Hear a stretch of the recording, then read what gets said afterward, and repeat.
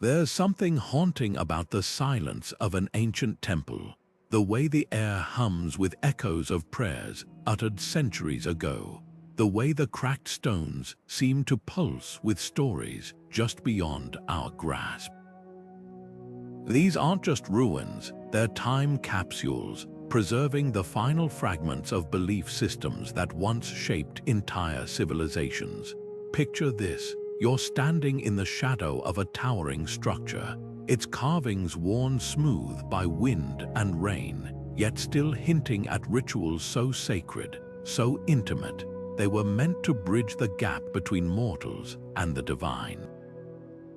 This is where the past reaches out to us, whispering secrets through symbols we're only beginning to understand. Today, we're embarking on a journey to 21 of these enigmatic sites, each one a puzzle piece in humanity's spiritual evolution. From the jungles of Cambodia to the deserts of Egypt, these temples are more than just architectural marvels. They're the last witnesses to forgotten gods, buried traditions, and cosmic myths that once defined how people saw the world. Some are hidden beneath layers of earth, others perched on cliffs as if trying to touch the heavens, but all of them hold clues to answers we've been chasing for millennia. Why did these belief systems vanish? What can their final remnants teach us about the people who built them? And perhaps most intriguing of all, why do their echoes still resonate so deeply within us today?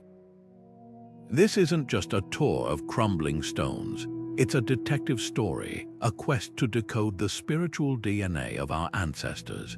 As we explore each temple, you'll notice how symbols repeat across continents, how legends twist and intertwine like vines, and how the human need to explain the unexplainable transcends time and culture. These sites are more than relics, they're mirrors reflecting our own search for meaning. So step closer, let the dust of ages settle on your skin. The past isn't done speaking yet, and what it has to say might just change how you see the world. There's a profound irony in the way these temples crumble the more they decay, the louder they seem to speak. Intact monuments give us answers carved in stone, but these broken sanctuaries demand something deeper from us: curiosity. They invite us to become storytellers, piecing together scattered fragments like a cosmic jigsaw puzzle. Think of the weathered face of a forgotten deity, half buried in the soil. The erosion hasn't erased its power, it's added layers of mystery, transforming what was once a clear symbol into something open to interpretation. That's the magic of these sites. They refuse to be static relics. Instead, they evolve, whispering different secrets to each generation that encounters them. Consider the temples of Angkor, swallowed by jungle roots. Their collapse didn't erase the Khmer Empire's vision of the universe, it preserved it in a new way. The stones, now cradled by nature, tell a dual story, one of human ambition and nature's relentless reclamation. Or take the cliffside monasteries of Cappadocia, where frescoes fade a little more with every passing century. Their fragility is a reminder that spiritual art was never meant to be frozen in time. These creators knew their work would change, just as beliefs do. That's why their imperfections matter. A missing mosaic tile or a cracked altar isn't just damage. It's evidence of how these places lived, how they were touched, altered, and even abandoned by real people. And that's what makes them urgent. Unlike pyramids or cathedrals built to defy time, these temples feel almost human in their vulnerability. They mirror our own impermanence. When we stand before them, we're not just studying history, we're confronting the weight of what's been lost and the thrill of what might still be recovered. Every collapsed archway is a question. What prayers were once whispered here? Every faded mural is a challenge. Can you still see the gods we worshipped? The answers aren't handed to us. We have to lean in, listen closely, and sometimes accept that some mysteries will outlast us. That's the gift of these crumbling walls. They don't just preserve the past, they keep it alive, breathing, and wonderfully unresolved.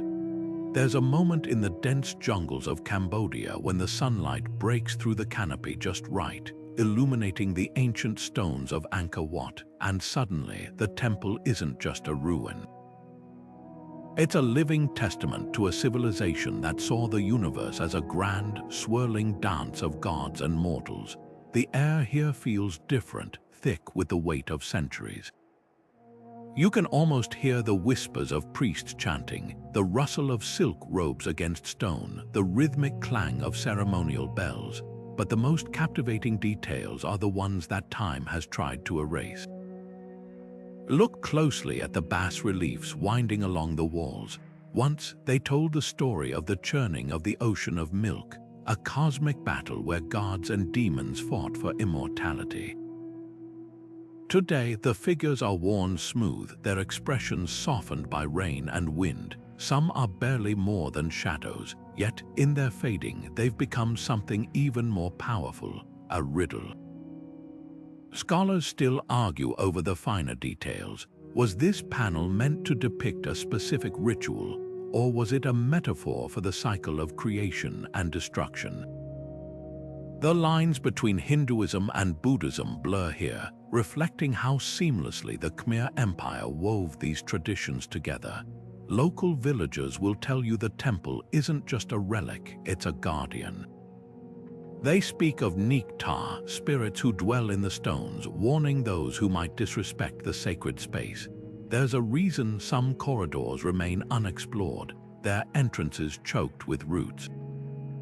It's as if the jungle itself is protecting the temple's secrets, but the most tantalizing clues lie in the inscriptions, their once precise carvings now veiled under layers of moss and lichen. A few weathered lines might reference a forgotten festival or a king's devotion to a deity whose name has been lost. Each word recovered feels like a whisper from the past, fragile but insistent. And that's the magic of Angkor Wat. Its power doesn't come from perfection. It comes from the way it invites us to lean in, to squint at the faded edges, to wonder what stories these stones could tell if only they could speak aloud. Every crack, every vine, every missing fragment is part of the narrative, not of decay but of endurance. Beneath the waves off India's western coast lies a mystery that blurs the line between legend and history, the sunken city of Dwarka. Unlike other temples slowly succumbing to time, this sacred site vanished in an instant, swallowed whole by the sea. Ancient texts like the Mahabharata describe it in dazzling detail. A city of gold, its towers adorned with precious gems, its streets bustling with devotees of Krishna. But today, all that remains are scattered stone anchors, fragments of pottery, and the lingering question, was Dwarka's drowning a tragedy of nature or something more deliberate? Divers exploring the site have uncovered tantalizing clues. Massive stone blocks, some weighing over a ton, lie strewn across the seabed as if tossed by a force beyond human hands. The layout mirrors descriptions from sacred texts, with remnants of what might have been a grand harbor, one that once welcomed ships from distant lands. But the temple itself, said to house Krishna's divine presence, remains maddeningly out of reach. Marine archaeologists face a puzzle. The seafloor here is unstable, shifting with currents that bury artifacts as quickly as they're uncovered. Each discovery feels like the ocean is teasing us, revealing just enough to keep the legend alive. What makes Dwarka especially haunting is its connection to a pivotal moment in Hindu tradition. Krishna's departure from Earth marked the end of an era, and with it, his celestial city was said to sink beneath the waves. Was this poetic symbolism, or could rising sea levels documented by geologists around 1500 years ago have drowned a real metropolis? Local fishermen still speak of strange lights flickering in the depths, a phenomenon scientists attribute to bioluminescent plankton. though some insist it's the glow of Dwarka's golden spires still shining after centuries. The most compelling evidence lies in the artifacts themselves. Pottery shards bear markings linked to Vedic rituals, while stone anchors suggest a thriving maritime culture. But the absence of human remains or everyday objects raises another possibility. Could Dwarka have been abandoned before the waters rose? Perhaps its people, heeding some divine warning, left behind only what was too heavy to carry. Every dive into these murky waters feels like stepping into a sacred riddle, one where faith and science wrestle for answers. The ocean may guard its secrets, but each crumbling stone whispers that the line between myth and memory is far thinner than we think. Rising from the sun-baked plains of Iraq like a broken stairway to the stars, the ziggurat of Jore-Kurigalzu stands as a ghost of Babylon's grandeur. Over 3,000 years ago, priests climbed these very steps, their robes brushing against bricks stamped with the seals of kings. Each level was a cosmic layer, earth below, heavens above, and at the summit they whispered to Enlil, the god who held the tablet of destinies. Today, the wind scours the remains, carrying away dust that might still bear the scent of sacred cedar oil or the lingering trace of burnt offerings. The tragedy here isn't just the collapse of walls, but the slow erasure of meaning. Those cuneiform tablets found scattered nearby, they're maddeningly precise yet utterly alien. One lists 7 jars of honey from the mountains of the rising sun. Another warns of omens written in the flight of ravens. These weren't shopping lists, they were bridges between the human and divine. Modern scholars can read the words, but the weight behind them, the urgency that made a king carve his plea into wet clay, believing Enlil would hold it in his hands. That slipped through our fingers like the very sand burying the temple's base. Looters have stolen artifacts, but time has stolen something far more precious: context. Why did certain bricks bear the fingerprints of children? Were they part of a ritual or just curious souls trailing their parents? Why does one chamber reek of bitumen centuries later, as if the shadow of some long-finished purification rite still clings to the stones? Even the ziggurat's alignment holds secrets. Face east at dawn during the equinox, and the rising sun slices through what's left of the gate, a deliberate stroke of celestial theater now half lost to crumbling masonry. Yet in the silence there's a strange consolation. The Babylonians knew their works wouldn't last forever. Their own texts speak of earlier ziggurats swallowed by time. Maybe that's why they pressed so many inscriptions into clay, not just for gods but for us. Fragments endure, a hymn to Enlil, a royal decree, a scribe's doodle of a sheep in the margin. These aren't just relics, they're postcards from a world where heaven felt close enough to touch. The ziggurat stairs may no longer reach the sky, but its stories still stretch across millennia, waiting for someone to listen. The desert has a way of swallowing truths whole, and nowhere is that more evident than in the ruins of the Oracle of Seawha. Tucked between shifting dunes in Egypt's western desert, the Temple of Ammon was once a beacon for seekers of divine wisdom. Kings, conquerors, and desperate souls who braved the merciless sands just to kneel before its priests. Alexander the Great himself made the perilous journey here, convinced the oracle would confirm his destiny as a living god. But today, the temple's crumbling walls offer no easy answers. The wind howls through empty chambers where whispers of the god Ammon once echoed, and the only voices left belong to the Bedouins, who swear the dunes themselves still murmur secrets at twilight.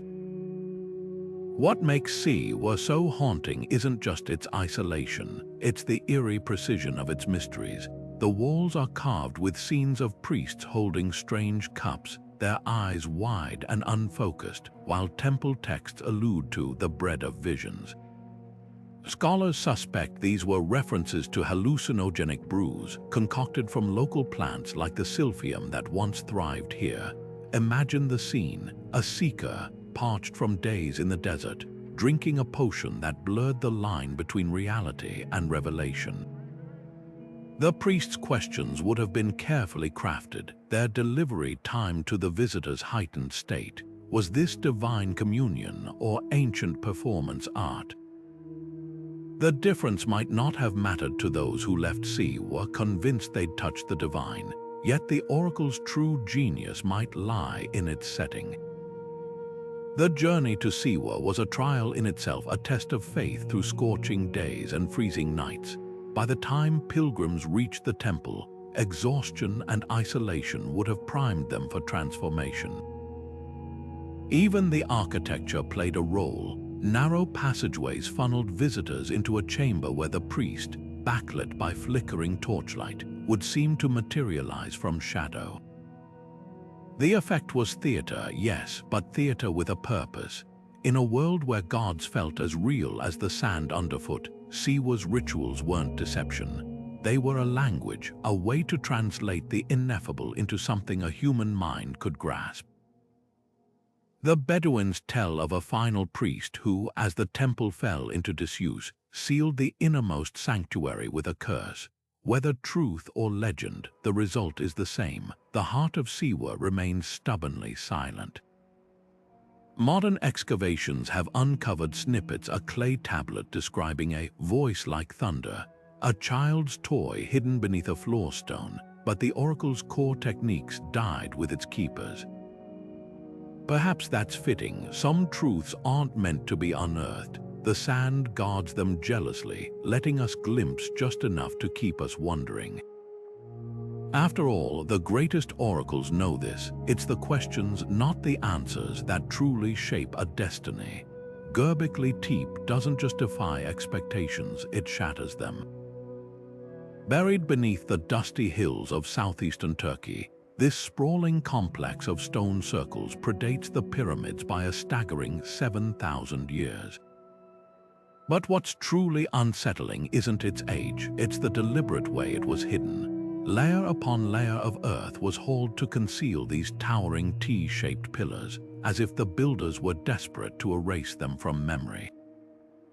The pillars themselves are a gallery of nightmares and wonders: snarling lions, coiled serpents, scorpions with pincers poised to strike. These aren't decorative motifs.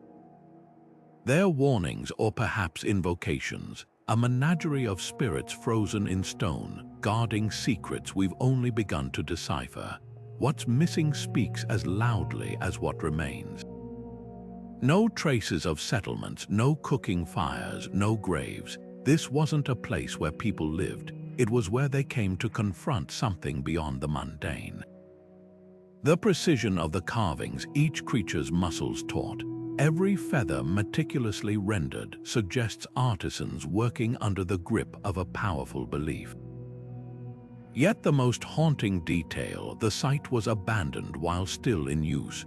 Tools were left mid-task, pillars half-carved, as if the workers fled in haste. Some theorize a cataclysm, a drought, a plague, or something far darker.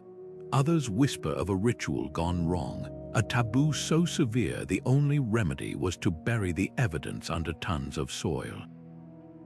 The mystery deepens when you consider who built it. This wasn't the work of farmers or city dwellers, but hunter-gatherers, people we've long assumed were too preoccupied with survival to erect monuments. Göbekli Tepe turns that notion on its head. Its existence suggests something radical. That religion, not agriculture, may have been the spark that first brought humans together in large numbers. The pillars, some weighing over 10 tons, would have required hundreds of hands to raise. What compelled these nomadic groups to unite for such a task? Was it devotion, fear, or some collective vision we can no longer fathom? Even more tantalizing are the untouched layers beneath. Ground-penetrating radar has revealed at least 20 more circles still buried, their contents unknown. One pillar, partially excavated, bears a carving of a headless man surrounded by vultures, a scene eerily reminiscent of later sky burial rituals. but without context, it's a riddle wrapped in stone. The site's original name is lost, its builders left no written records, and the local folklore offers only vague echoes. Kurdish elders speak of a hill of the navel, a place where the world began or ended. Göbekli Tepe's greatest lesson might be this: civilization's origins are far stranger than we imagined. These stones refuse to fit neatly into our timelines or theories. They stand as a testament to a spiritual revolution that predates kings, empires, even the first sown seeds. Every chip of flint, every scrape mark on limestone whispers that history isn't a straight line, it's a labyrinth, and we've only just found the entrance. The pyramids of Teotihuacan rise from the Mexican highlands like silent, blood-stained giants. At first glance, their geometric perfection rivals Egypt's, but step closer, and the differences become chilling. The stones here aren't just weathered by time, they're steeped in something darker. Faded murals along the Avenue of the Dead depict gods adorned with grotesque jewelry, human hearts strung like beads, their arteries dangling like macabre tassels. These aren't metaphors. Archaeologists have uncovered mass graves at the pyramid bases, skeletons with ribs splayed open from ceremonial blade strokes. Yet the most unsettling fact, we still don't know who orchestrated these sacrifices or why. This wasn't the work of the Aztecs, who stumbled upon the abandoned city centuries later and named it the place where men become gods. Teotihuacan's builders left no glyphs, no royal tombs, not even a name for their metropolis. Their silence is deliberate, a void that turns every artifact into a cipher. Take the obsidian blades found near the Pyramid of the Feathered Serpent. Their edges still gleam, preserved by volcanic glass's unnatural sharpness. Forensic analysis reveals they weren't just tools. They were instruments of precision designed to extract hearts intact. But for what purpose? Some scholars point to murals showing strange, goggle-eyed figures holding ropes that vanish into storm clouds. Could these depict sacrificial victims ascending as deities, or were the killings a desperate bargain to stave off collapse? Recent thermal scans have cracked open new mysteries. Beneath the Pyramid of the Sun, heat signatures suggest chambers untouched for millennia. One anomaly bears the rectangular shape of a codex, perhaps the missing manual to Teotihuacan's brutal theology. But the Earth guards its secrets fiercely. Humidity in these sealed spaces would reduce organic materials to sludge, meaning any surviving texts might crumble at a touch. The dilemma tortures researchers. To excavate is to destroy, but to wait is to risk looters or erosion beating them to the truth. Local lore adds another layer. Modern-day descendants speak of Los Voladores, the flying men who perform dizzying aerial rituals nearby. Their spiral descent mirrors Teotihuacan's own serpent motifs, a thread connecting past and present.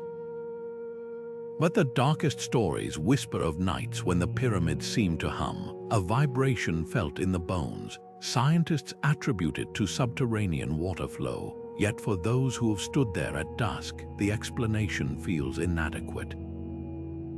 The stones seem to remember. Every bloodstain in the mortar, every shattered skull fragment, pulses with a question we're not sure we want answered. What kind of faith demands so much suffering, and what did it promise in return? Teotihuacan's genius and its horror lies in its contradictions. Its urban planning was visionary: sewage systems, apartment complexes, even a grid aligned with celestial events. But this sophistication birthed brutality on an industrial scale. The scale suggests not just devotion, but desperation. Perhaps that's why they vanished. Not with conquest or famine, but with quiet exodus. Tools were left mid-task, murals half-painted, as if the entire city walked away from a covenant too terrible to uphold. The pyramids remain, their steps stained with centuries of rain that can't quite wash the past away. They stand as both warning and wonder, proof that civilization's heights and depths are often the same thing. Off the coast of Tamil Nadu, where the Bay of Bengal meets the shore with restless waves, lies a secret the ocean has been keeping for centuries. The fishermen here have long whispered about the 7 pagodas, 6 of them lost beneath the water, with only the shore temple standing guard on land like a lonely sentinel. But in 2004, something extraordinary happened. A tsunami's retreating waves pulled back the sea's curtain for just a moment, revealing eerie shapes beneath the surface. Massive lion statues, their manes worn smooth by currents, and stone pillars carved with gods mid-dance, frozen in motion as if the water itself had turned them to stone. Diving into these submerged ruins feels like trespassing in a drowned cathedral. The structures are eerily intact. A Nandi bull, sacred vehicle of Shiva, still faces what would have been the temple's inner sanctum, though the shrine itself is now a playground for parrotfish. The most haunting discoveries are the unfinished carvings. Chisel marks remain crisp on some blocks, suggesting the sculptors were interrupted mid-stroke. Was it a storm, a sudden cataclysm, or something more deliberate? Local legends speak of Indra, king of gods, sending a great flood to humble the city's arrogance after its rulers boasted their towers rivaled the heavens. But the real mystery lies in the layout. These aren't isolated shrines, they're part of a vast complex stretching nearly a mile along the seabed. Marine archaeologists have mapped streets, plinths, even a gargantuan stone horse that may have once carried a deity's idol. The scale suggests Mahabalipuram wasn't just a spiritual center, it was a thriving port city where faith and commerce intertwined. Pottery shards from Persia and Rome hint at a cosmopolitan hub, while carvings of ships alongside gods imply sailors prayed here before braving the open ocean. Was this the heart of a maritime cult, where merchants made offerings to sea spirits for safe passage? Time is the enemy here. Saltwater erodes the delicate sandstone faster each year, blurring inscriptions that might explain the temple's fate. One fragment, salvaged from a collapsing wall, bears a tantalizing Tamil phrase: "The waves took what the king could not protect." It's a clue wrapped in a warning, a reminder that the sea gives and takes on its own terms. Every high tide steals another whisper of the past, leaving us to wonder, did the people of Mahabalipuram see the water rising? Did they clutch their idols as the waves breached the gates? Or did they trust until the very end that their gods would hold back the flood? The ocean won't say. It only cradles these shattered stones, humming a lullaby only the drowned can hear. Deep in the emerald embrace of Guatemala's rainforest, where howler monkeys chorus at dawn, the Temple of the Masks stands as a silent monument to a love affair with the night sky. Its weathered steps, slick with centuries of jungle humidity, lead to a summit where 2 stone faces peer outward, one toward the rising moon, the other to the setting sun. Time has gnawed at their features, smoothing noses and blurring lips, but their presence still pulses with intent. These aren't just decorations, they're guardians of celestial secrets, carved by hands that believed the moon wasn't just a light in the sky, she was a goddess who demanded reverence. The glyphs lining the temple's base tell a story we're still learning to read. Epigraphers squint at the weathered symbols, piecing together phrases like Star War and the descent of the white flower. These weren't poetic flourishes, they were codes for rituals timed to lunar eclipses, when the Maya believed the moon was under attack by dark forces. Imagine the scene: priests clad in jade-encrusted robes, their faces painted with powdered hematite, chanting as the moon darkened overhead. They'd scatter crushed oyster shells, a symbolic offering of light across the temple floor, while below, the city held its breath. The stakes couldn't have been higher. For the Maya, celestial events weren't just spectacles, they were battles between gods, and human rituals were the frontline defense.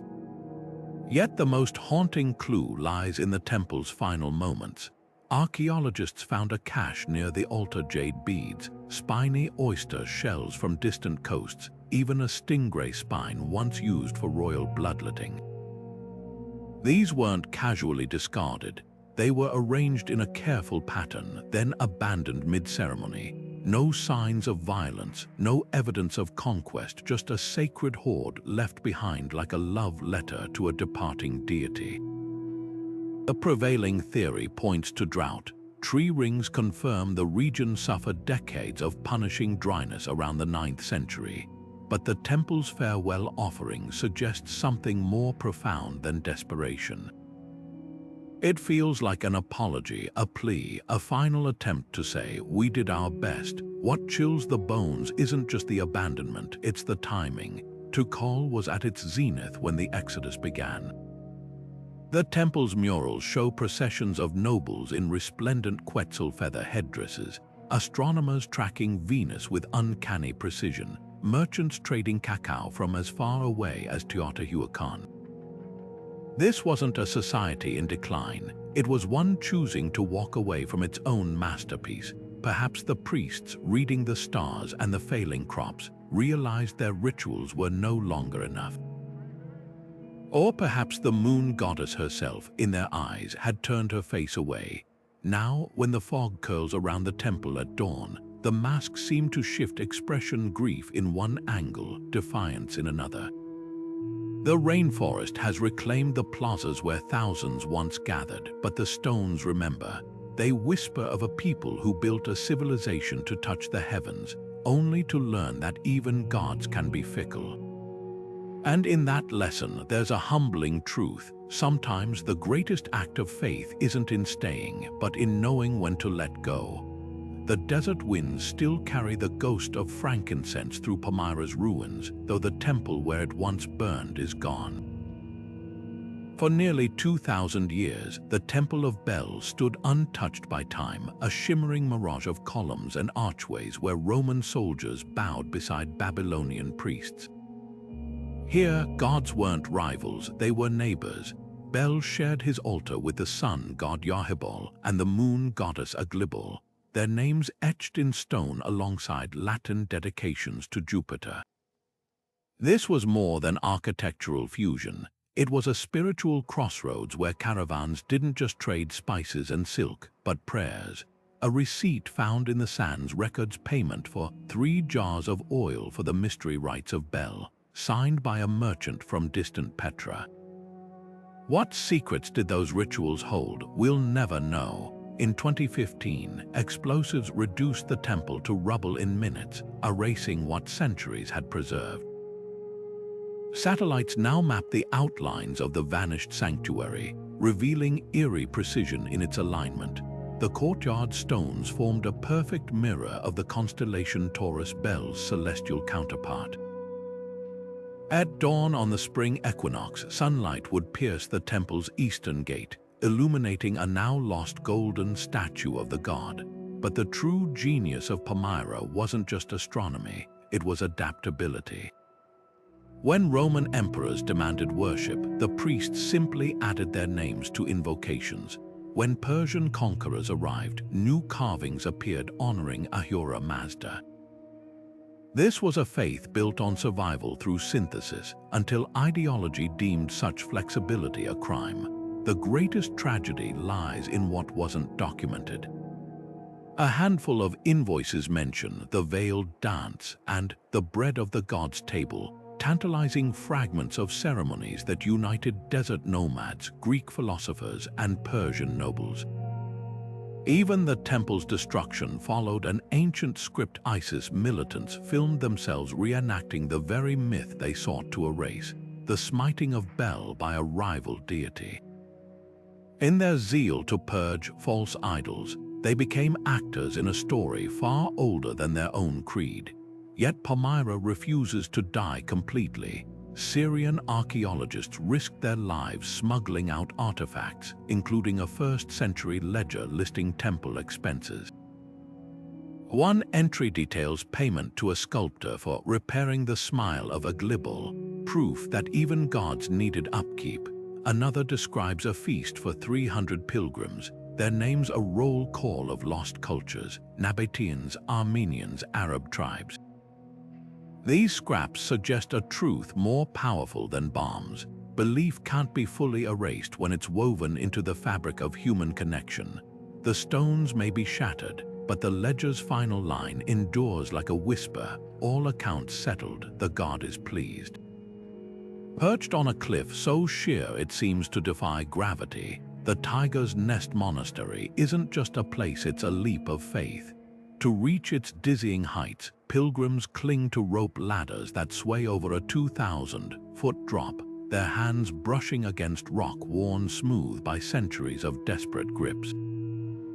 The wind here doesn't whisper, it howls like the legendary tigress who carried Guru Rinpoche to this very spot in the 8th century. Inside, the walls tell a story that's half history, half magic.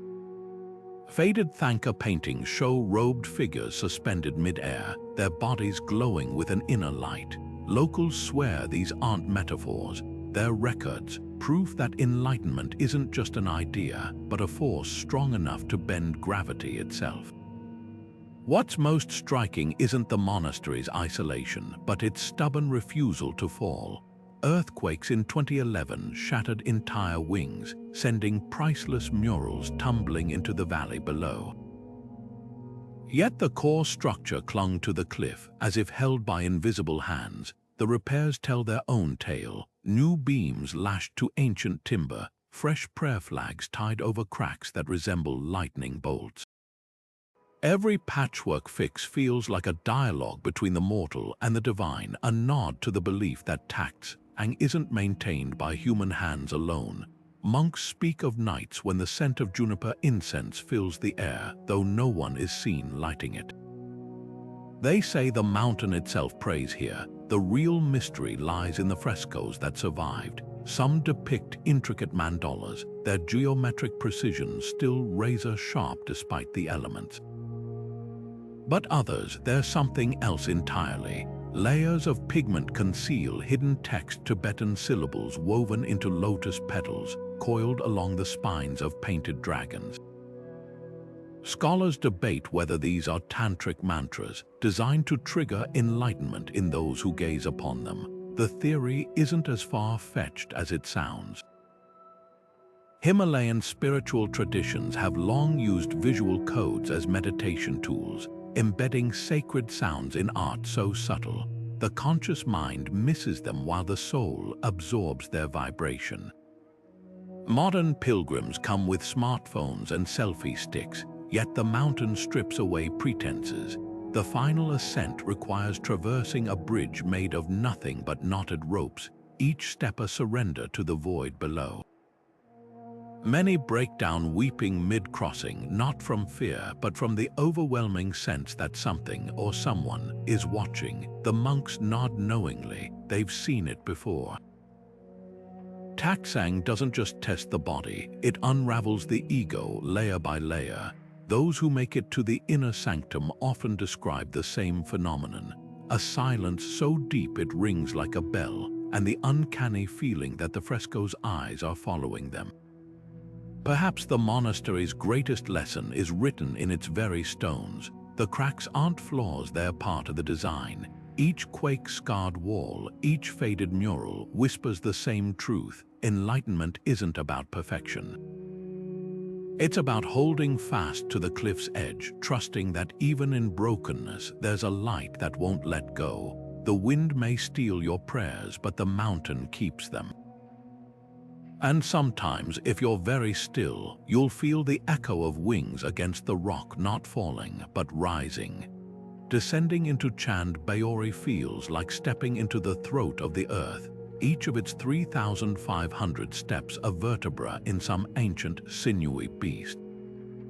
The air grows cooler with every turn, the sunlight thinning to a pale ribbon overhead until the world above seems like a distant dream.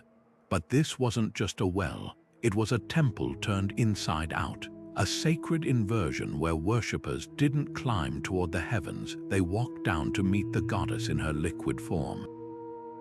The walls ripple with carvings of matrikas, the 7 mother goddesses, their expressions shifting in the flicker of oil lamps that once lit these depths. Some hold vessels overflowing with water, others cradle serpents, symbols of life and danger intertwined, a reminder that survival here was never guaranteed. The true genius of Chand Baori lies in its duality. By day, it was a bustling communal space where women balanced water pots on their hips, traders haggled in shaded alcoves, and children darted between pillars. But by night, the steps transformed. Under moonlight, priests performed Jal Puja, floating offerings of marigolds and milk in the black mirror of the pool below. Elders in nearby villages still speak of the well's oracle, a blind woman who'd sit where the 13th step met the water's edge, interpreting ripples as divine messages. Her predictions were said to be unnervingly precise, though no one remembers her name. Now the well's throat is parched. Groundwater depletion has left the lowest chambers bone dry, their once sacred pools reduced to cracked mud. Yet the mystery only deepens. Sonar scans in 2018 revealed hollow spaces beneath the visible floor, perhaps collapsed tunnels or even sealed chambers. Divers attempting to explore them faced near-zero visibility, their flashlight beams swallowed by water so still it felt like liquid obsidian. One reported brushing against something smooth and curved, maybe a submerged statue or just a trick of the mind in the crushing dark. The most haunting clue lies in the carvings no one can explain. Halfway down the northern staircase, a series of niches hold figures with elongated skulls and wide, almond-shaped eyes, utterly unlike the other deities. Are they stylized portraits of ascetics or something more unsettling?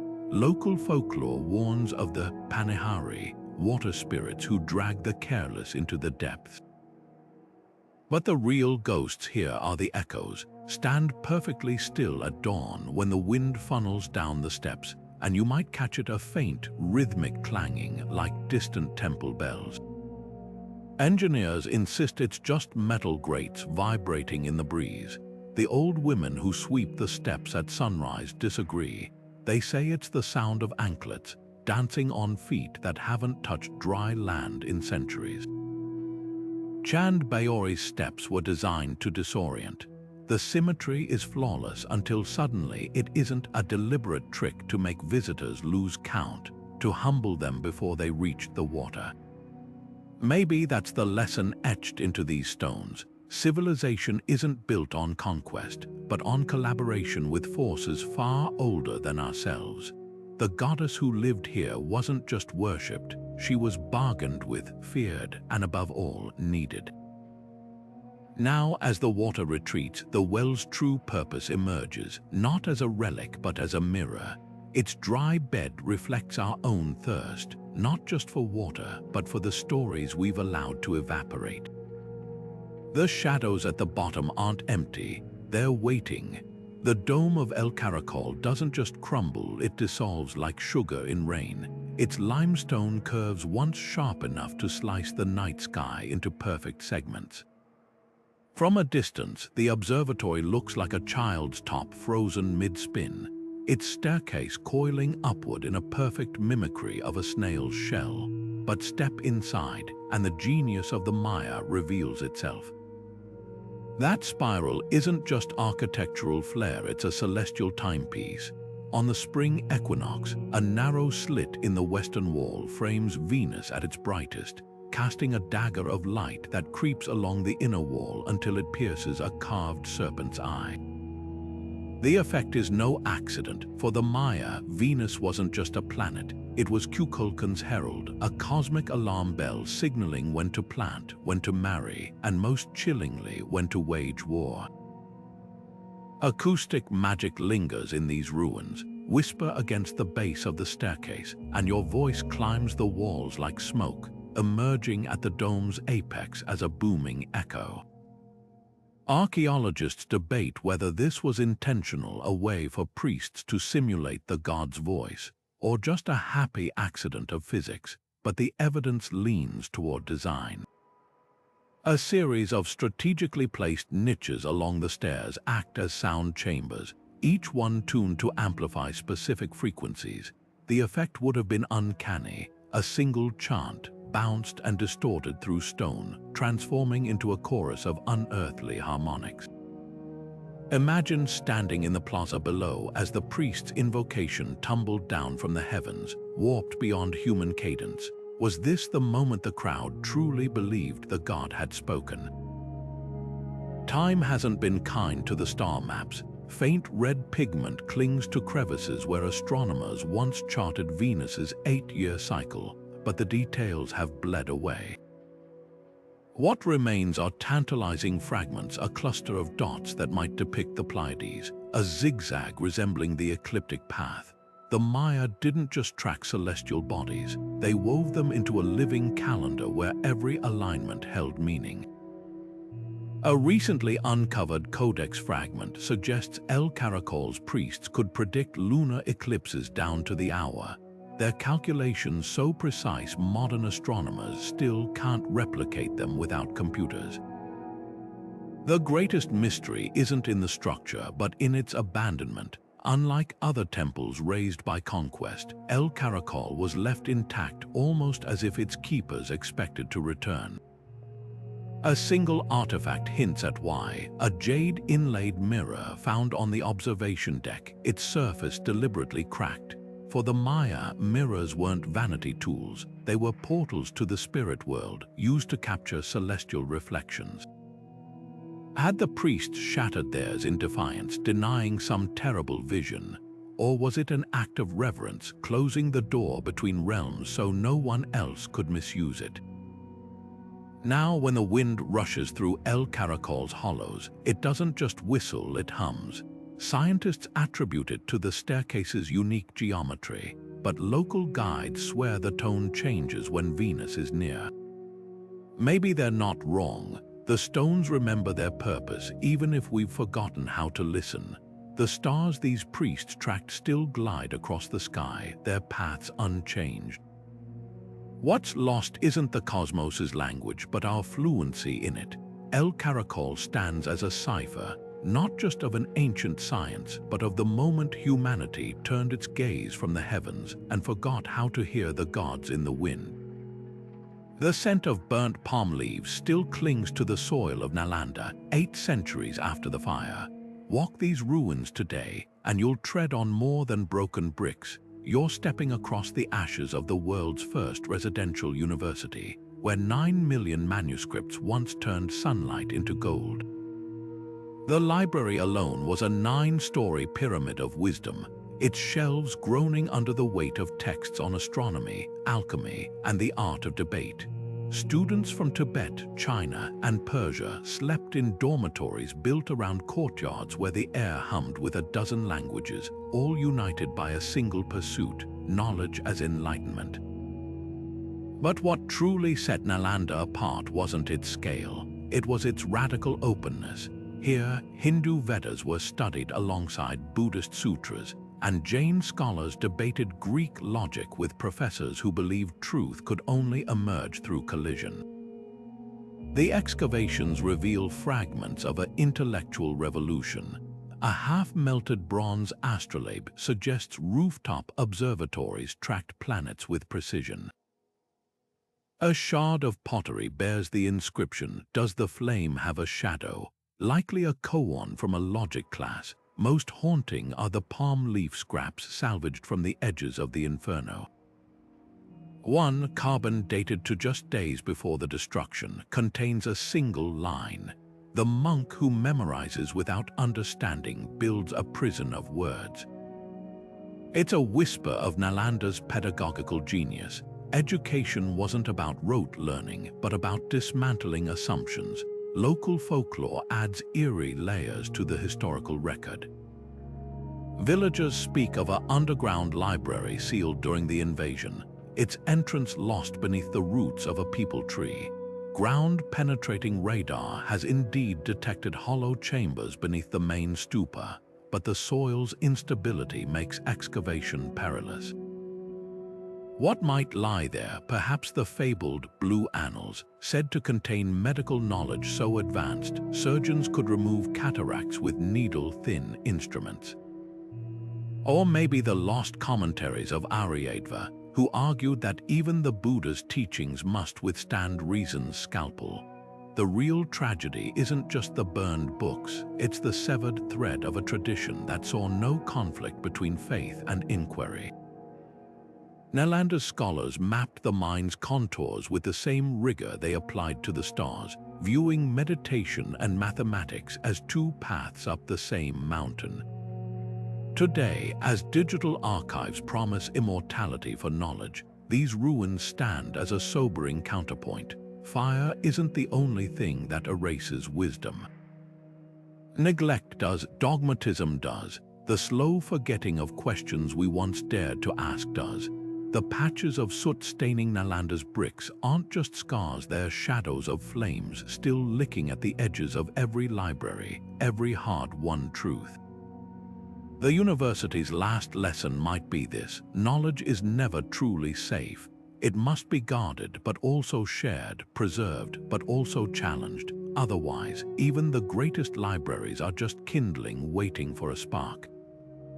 Beneath the cracked earth of Egypt's Fayum oasis, the ruins of Hawara hum with a secret too heavy for the sand to hold. Herodotus called it the Labyrinth, a sprawling maze of 3,000 chambers where every wall pulsed with hieroglyphs, every corridor led deeper into the mysteries of life and death. Today, the grand halls are gone, swallowed by centuries of floods and neglect, but the water hiding them hasn't silenced their echoes. Ground-penetrating radar pulses through the muck like a modern-day divining rod, revealing voids where no voids should be, massive, perfectly geometric spaces that mirror the constellations above. Some chambers align with Orion's belt, others point toward the spot where the sun first touches the horizon on the winter solstice. This wasn't just architecture. It was a machine built to navigate the afterlife. The real treasure isn't gold, it's words. Scraps of the Book of the Dead have surfaced in nearby fields, carried to the surface by stubborn groundwater. Farmers plowing at dawn sometimes kick up fragments of papyrus, their ink still black as a moonless night. One scrap, now in Cairo's museum, bears a spell so potent it was meant to silence the demons of the Juwat, the Egyptian underworld. But the most chilling finds aren't in museums. Villagers speak of limestone slabs etched with hieroglyphs that glow faintly at dusk, or statues that weep brackish water when moved. Archaeologists dismiss these as tall tales mostly, yet every few years a new artifact emerges: a Ushabti figurine clutched in the roots of a palm tree, a faience amulet tangled in fishing nets, each one whispering that the labyrinth hasn't finished giving up its dead. What chills the spine isn't just the scale of the ruins, but their purpose. Hawara wasn't built for the living.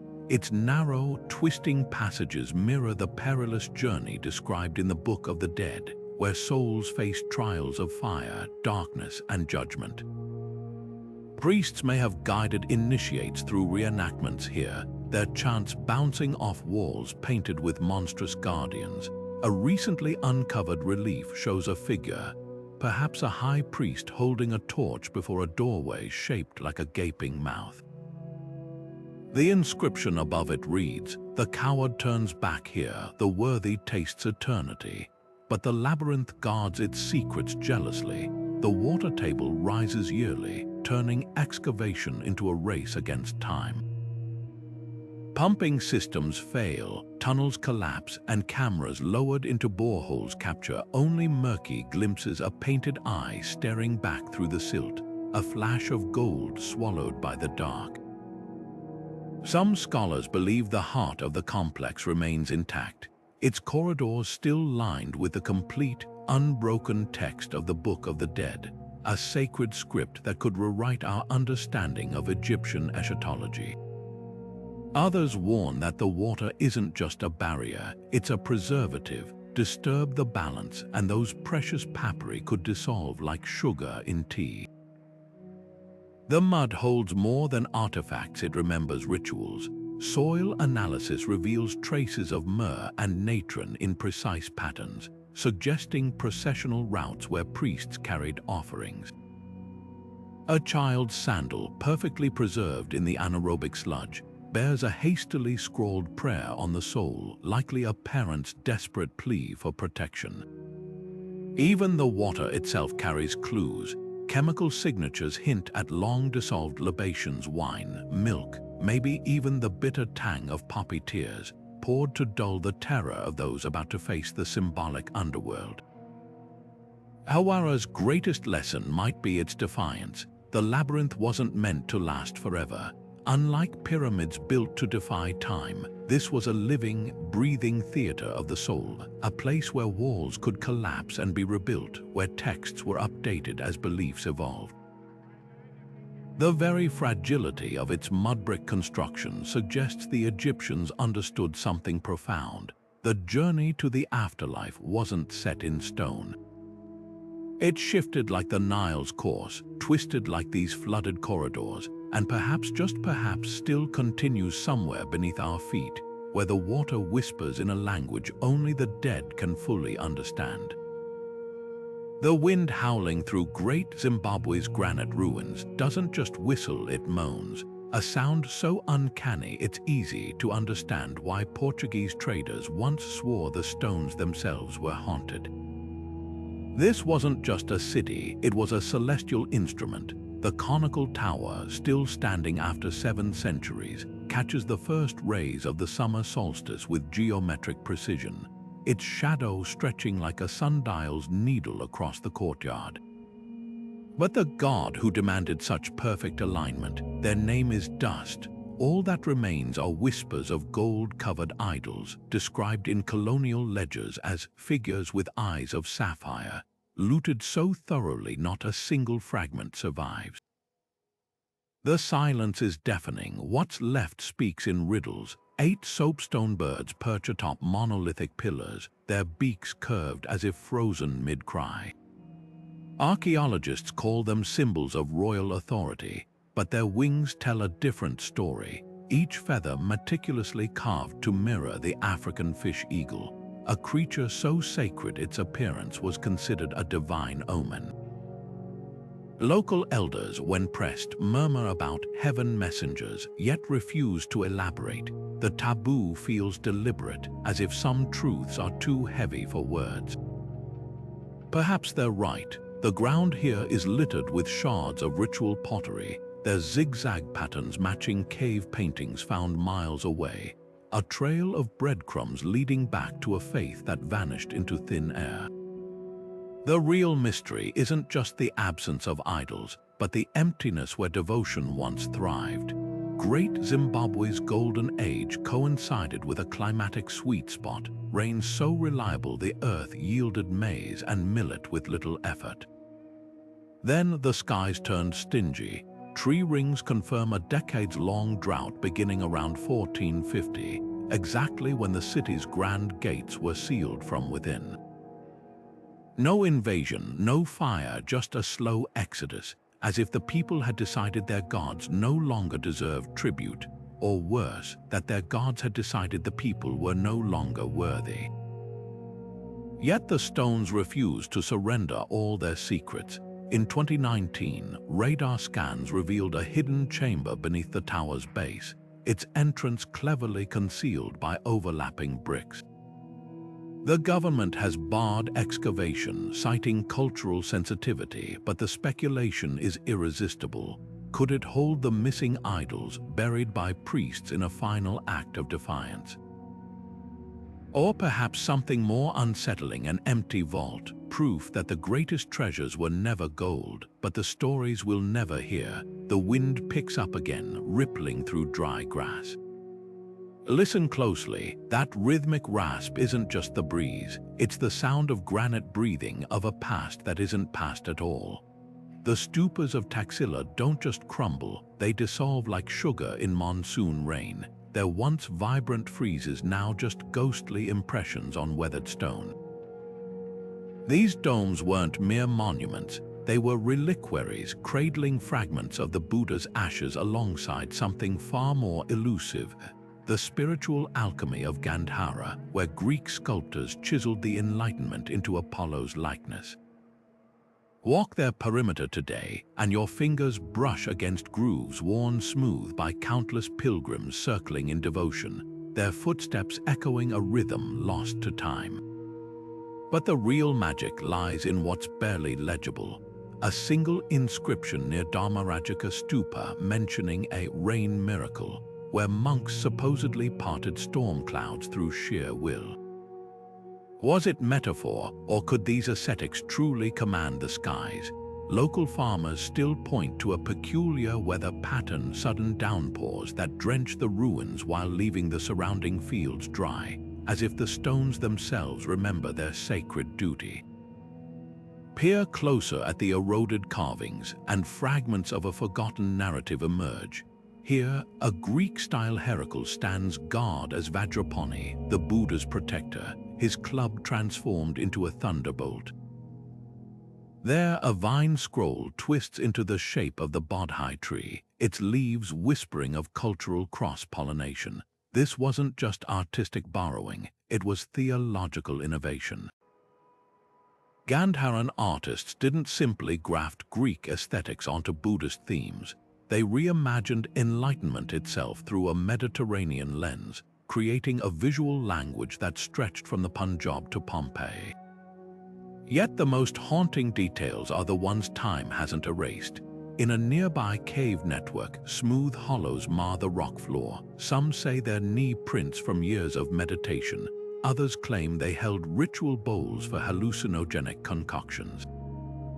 The truth might be both. The real tragedy isn't the erosion of stone, but of meaning. Taxila's golden age thrived on questions, not dogmas. A clay tablet found in the ruins bears a merchant's note, traded lapis for the philosopher's scroll debate at moonrise.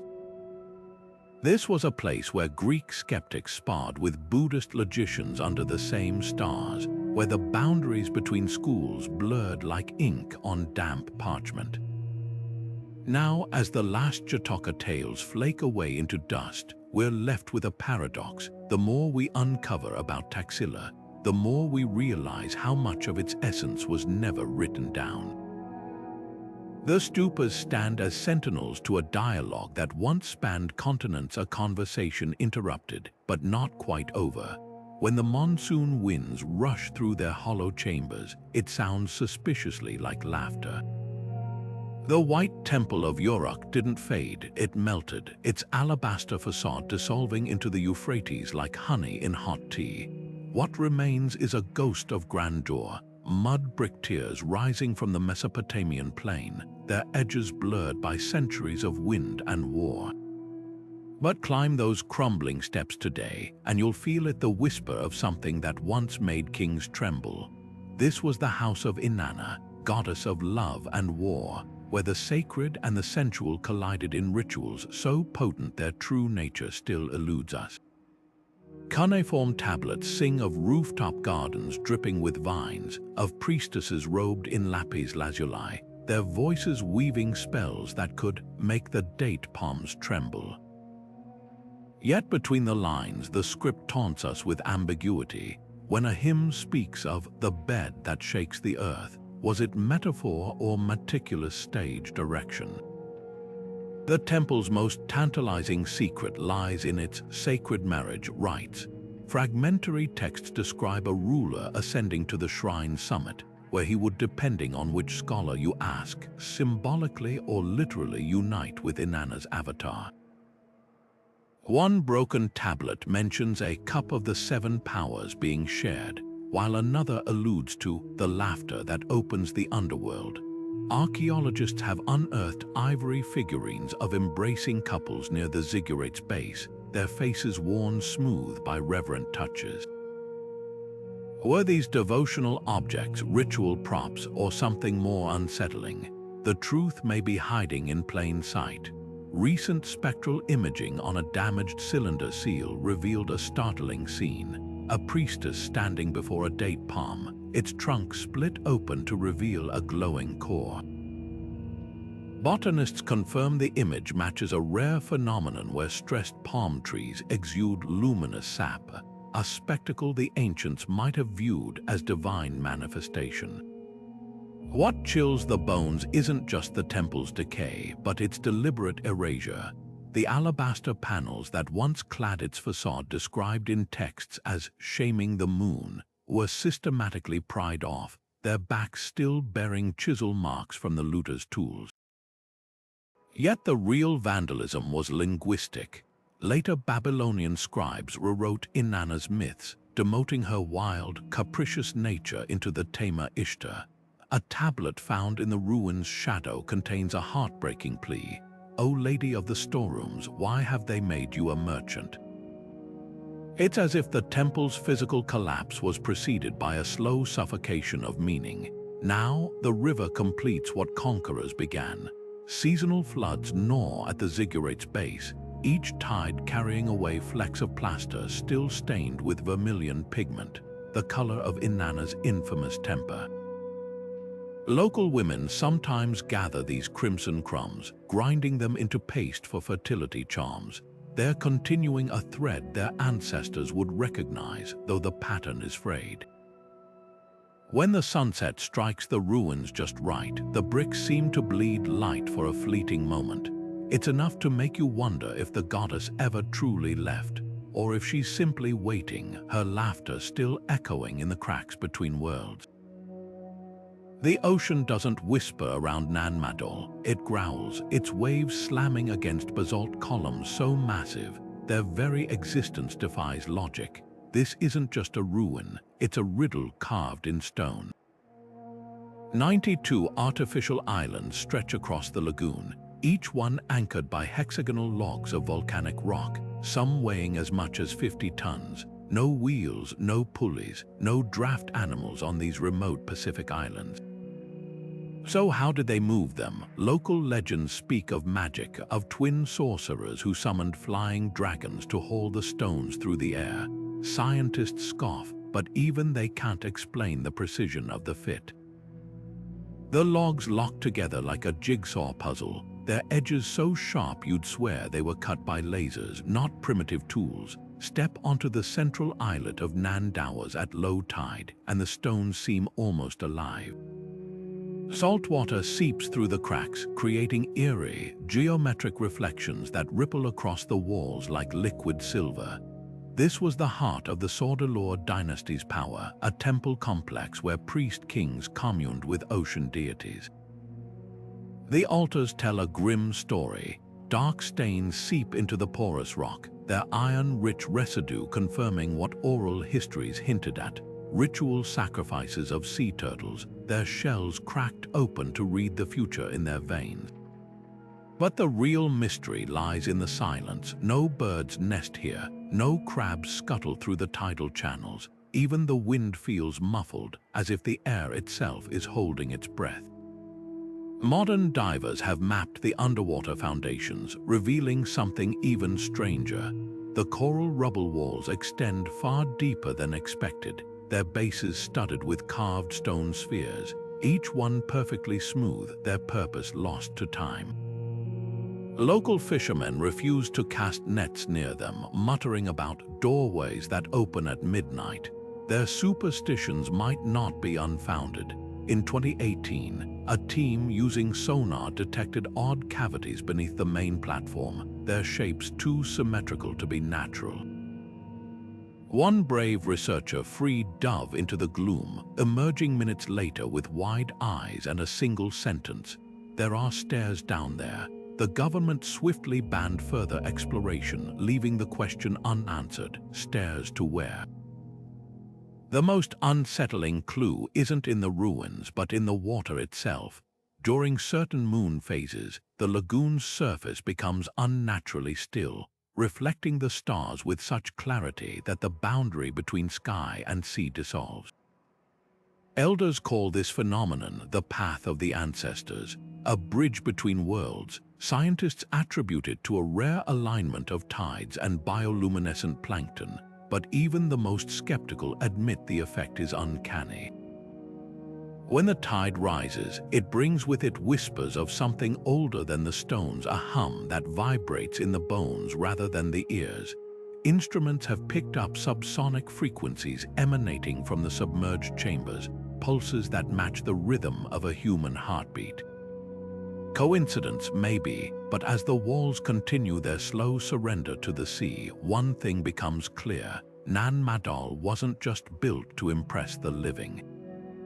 It was designed to call to something else, and whatever answered back, it never left. The wind howling through Chaparang's cliffs doesn't just scatter sand, it carries away fragments of enlightenment itself. Perched on a razor's edge between sky and earth, the caves of Tibet's lost huge kingdom cling to their secrets with the same tenacity as the faded mandalas adorning their walls. These aren't mere paintings, they're frozen thunderstorms of devotion where tantric deities whirl in sacred embrace, their jewel-toned bodies locked in ecstatic union. Time has been merciless here.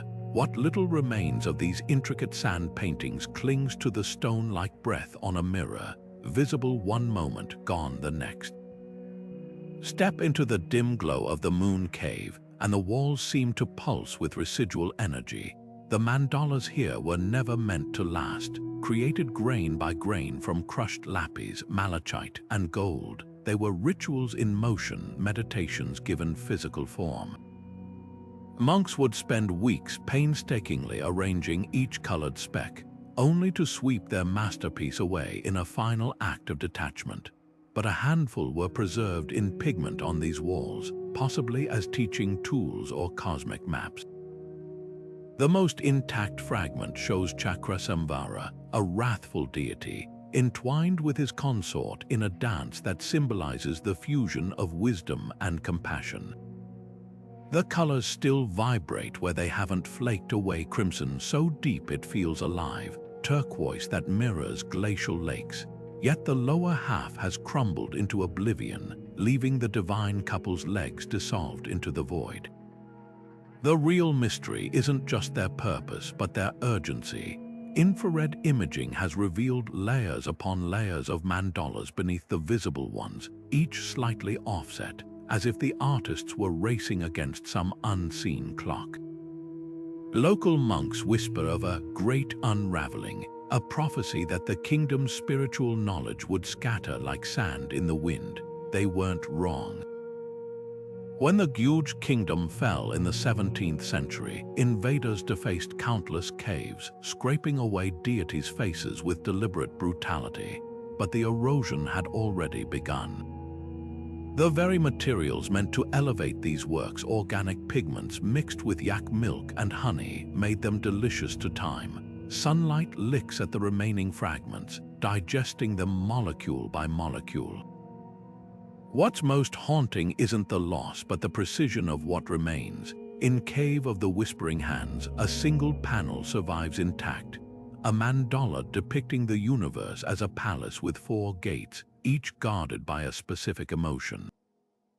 Joy, clarity, fear, and bliss stand sentinel, their details so fine a single hair's breadth separates one shade of saffron from another. Scholars debate whether these were meditation aids, visual focal points for monks to enter psychically, or something more esoteric. A fragmentary text found in a nearby stupa mentions the mirror mandalas, suggesting some were designed as portals rather than pictures. The theory gains credence when you notice the strategic placement of metallic powders in certain compositions, designed to catch lamplight at specific angles. During rituals, the flickering flames would have made the deities seem to move, their eyes blinking open in the darkness. Now the caves guard their treasures with passive defiance. Humidity sensors placed by conservationists spike inexplicably at dawn, as if the stones themselves exhale after centuries of holding their breath. The few pilgrims who brave the treacherous paths speak of hearing faint bells when the wind blows just right, though no metal remains to strike. Perhaps it's the echo of 1,000 grains of sand finally falling into place, or perhaps it's a reminder that some paths to enlightenment weren't meant to be preserved, only experienced, then released, like a mandala returning to the earth grain by sacred grain. The bell of Jore doesn't just hang, it waits. Cast in bronze over 13 centuries ago, its surface bears no cracks, no corrosion, only a patina so deep it seems to drink the sunlight. According to temple records, it last tolled in the year 1783, its voice rolling across the Nara plains like thunder, then silence. Not a single strike, not even when earthquakes split the ground or typhoons howled through its eaves. Yet villagers swear they've heard it, a single, resonant note trembling through the fog before the Great Tsunami of 1896, a faint hum in the dead of night before the Kobe earthquake. The monks refuse to test these claims. To strike it, they say, would be to wake something better left dreaming. The real mystery isn't the bell's refusal to sound, but the way it responds to the unseen. In 2009, a team of acousticians discreetly scanned the temple with laser vibrometers. The readings defied physics. The bell wasn't inert. It vibrated at frequencies too low for human hearing, resonating in perfect sync with distant seismic activity along the Philippine Sea Plate. Even more baffling, the wood of the temple's pillars, though seemingly still, pulsed with the same rhythm, as if the entire structure were breathing. One architect's journal describes finding a hidden layer of charcoal and crushed oyster shells beneath the floorboards, an ancient sound dampening technique that shouldn't have existed in 7th century Japan. Was this temple designed not just to endure earthquakes but to predict them? Then there are the moonlit sutras. In the main hall, 12 panels depict the life of the Buddha in ink that remains invisible by day. Only when the moon reaches a specific angle, one that occurs just 7 nights a year, do the pigments awaken, revealing scenes layered with hidden symbolism. A conservator's accidental flash photograph in 1982 exposed another secret. Ultraviolet light makes additional strokes appear, strokes that form musical notation. When transcribed, the notes align eerily with the bell's subsonic frequencies. It's as if the temple's builders encoded a warning system in art and architecture, one that communicates through mediums we're only beginning to perceive. Restoration efforts have stalled for fear of disrupting this delicate equilibrium. X-rays reveal the bell's interior is lined with sheets of pure silver, a metal known for its acoustic purity, but never before found in Nara period metallurgy. Even the rope, woven from a now extinct strain of hemp, seems to resist decay through some alchemy lost to time. The current abbot likens it to a spider's web. Touch one strand, and the entire pattern trembles. Perhaps that's why, when UNESCO offered to fund repairs after a nearby lightning strike, the monks declined. Some harmonies are too precise to risk. Now, during the annual Night of Listening, pilgrims gather not for chanting or ceremony, but for silence. They sit beneath the bell's shadow, palms upturned, as if hoping to catch the vibrations of a sound that hasn't rung in lifetimes. Scientists scoff, but the data doesn't lie. On that same night in 2016, seismographs recorded a pulse of infrasound emanating from Jore. a frequency that matched the bell's signature tone, though no hand had struck it. The monks simply nod when told. They've always known the bell wasn't silent. We were just never meant to hear it. The temple guards its song for ears far older than ours, and for warnings we've yet to learn how to heed.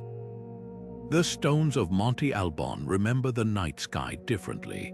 High above the Oaxacan Valley, where the air thins and the stars press close, this mountaintop altar wasn't just aligned with Orion's belt, it was in conversation with it. The Zapotec priests who built here didn't simply track celestial movements, they choreographed rituals where heaven and earth touched. The evidence lies in the jade masks buried beneath the plaza, each one placed face down, their hollow eyes staring not toward the sky but into the underworld.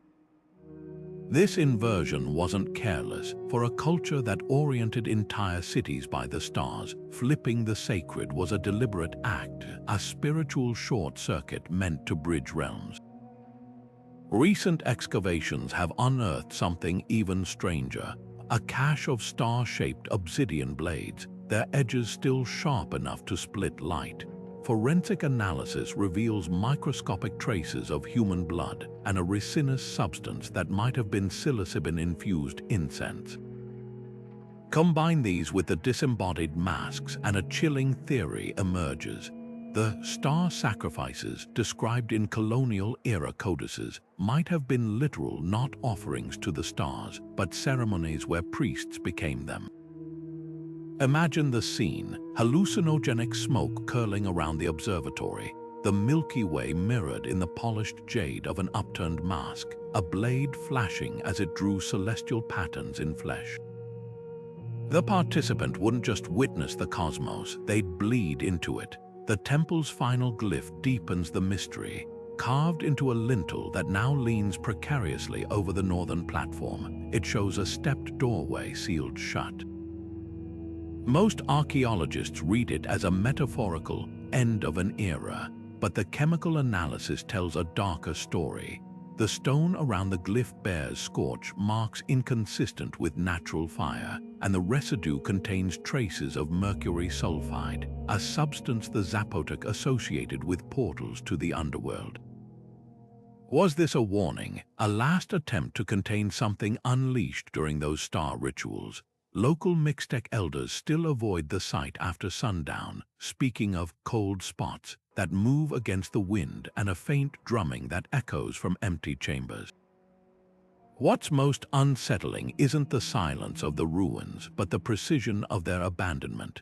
Excavations reveal no signs of invasion or panic, just a gradual exodus, as if the priests had received some cosmic eviction notice. The last artifact found in the ceremonial precinct was a shattered mirror, its bronze surface etched with constellations now misaligned by centuries of axial precession. The message seems clear. When the stars shifted, the pact was broken, the door closed, and the masks, they remain where they were buried, still gazing downward, as if waiting for something beneath the earth to meet their stare. Monte Alban's greatest lesson might be written in those upturned faces. Sometimes the sacred isn't about reaching upward, it's about recognizing what already looks back at us from below. The valley offers no answers because the questions were never meant for the living. They're still traveling light years deep, carried on beams of starlight that haven't reached us yet. When they do, the stones will be waiting. These crumbling sanctuaries are more than just relics, their conversations stretched across centuries, each weathered carving and toppled column a sentence in a dialogue we're still learning to speak. The cracks in their foundations aren't just signs of decay, they're invitations. Every fissure lets in a sliver of modern light, revealing hidden glyphs, forgotten symbols, or even the faintest trace of fingerprints left by artisans who believed their work would touch eternity. And in a way, they were right. These temples outlasted empires, survived wars, and endured the slow erosion of memory itself. Their persistence is a testament to the human need to reach beyond what we can see, to carve our questions into stone when words fail us. Technology now peers where our eyes cannot. LiDAR scans expose lost chambers beneath jungle floors, spectral imaging resurrects faded murals, and AI reassembles shattered inscriptions like digital puzzles. But for all our tools, the greatest discoveries often come from accidents: a farmer's plow unearthing a tablet, a storm exposing a buried staircase, a child's playful kick dislodging a mosaic tile that hasn't seen sunlight in millennia.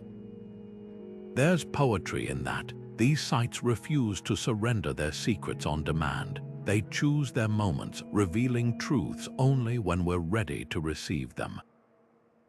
Yet urgency hums beneath the wonder.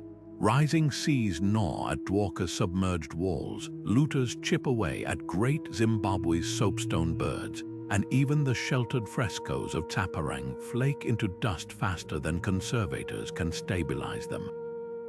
We're in a race against time, but also against our own assumptions. The past doesn't always fit neatly into textbooks. Sometimes it's a half-melted astrolabe in Nalanda's ashes, or a Zapotec mask staring defiantly at the underworld, forcing us to reconsider everything we thought we knew about devotion. So let these temples ask their questions. Let the silent bell of Horyujai remind us that some frequencies are felt rather than heard. Let Nan Madol's humming stones and Taxila's laughing winds keep us uncomfortable, curious, alive to the possibility that history isn't a closed book but a living thing, still breathing beneath our feet. The most profound mysteries aren't the ones we solve, they're the ones that solve us, reshaping how we see our place in this vast, whispering timeline. Now it's your turn. Which of these echoes lingers in your thoughts? The answer might reveal more than you expect. After all, every generation hears the past differently. What's yours listening for?